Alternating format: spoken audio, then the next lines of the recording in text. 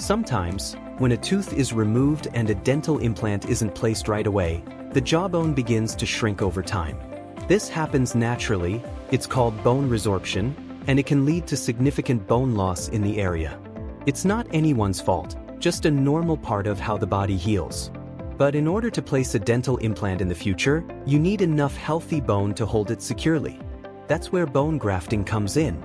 There are different bone grafting techniques designed to rebuild and strengthen your jawbone. Socket grafting is done right after a tooth is removed. The bone graft material is placed directly into the empty socket, allowing new bone to form during the healing process, usually about 4 months before the dental implant is placed. For patients with more significant bone loss, block grafting may be used. In this procedure, small blocks of bone are shaped and secured into the area using tiny titanium screws.